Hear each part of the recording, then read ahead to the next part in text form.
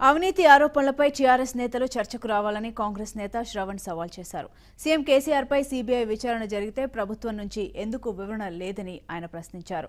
మంత్రి కేటీఆర్ నేతృత్వంలో water grid వెనుక కోట్ల రూపాయల అవినీతి జరిగిందని ఆరోపించారు. సింగరేణి ఉద్యోగాల్లో ఎంపీ కవిత కోట్లాది రూపాయలను తీసుకున్నారని విమర్శించారు. దీనిపై ప్రభుత్వ పెద్దలు ఎందుకు నోరు మెదపడం లేదని నిలదీశారు. టీఆర్ఎస్ పార్టీ పెద్దలారా,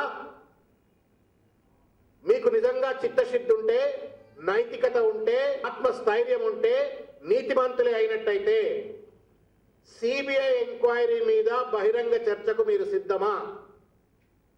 కేటీఆర్ మీద వాటర్ గ్రిడ్ కి సంబంధించినటువంటి ఒక ప్రాజెక్టులో కోట్లాది రూపాయల యొక్క కుంభకోణం జరిగింది అని చెప్పని ఆరోపణలు వస్తా ఉన్నాయి. ఈ ఆరోపణల పైన బహిరంగ చర్చకు మీరు సిద్ధమా?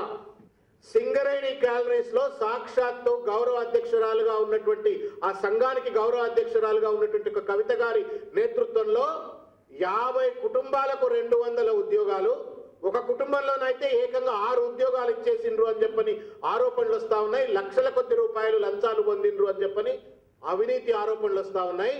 ఈ మూడిటి మీద బహిరంగ చర్చకు సిద్ధమా? మీతో బహిరంగ సభకు చర్చకు సిద్ధం. టీఆర్ఎస్ భవన్కి వచ్చి, తెలంగాణ భవన్కి వచ్చి చర్చ చేద్దామంటే అక్కడ చేద్దాం. లేదు మీకు దమ్ముంటే గాంధీ భవన్కి వస్తారు అంటే గాంధీ భవన్లో చర్చ చేద్దాం. లేదు ఇంకేమైనా టీ న్యూస్లోకి వచ్చి టీ న్యూస్ లో ఓపెన్ లైవ్ ఛానళ్లలో ఎక్కడన్నా కూర్చొని చర్చ చేద్దామా? మూడింటికి సంబంధించినటువంటి అవినీతి పైన బహిరంగ చర్చ కనుక మీరు సిద్ధం అని చెప్పని ఒప్పుకోకపోయినట్టయితే మీ మౌనాన్ని మీ అవినీతికి అంగీకారంగా భావిస్తాం.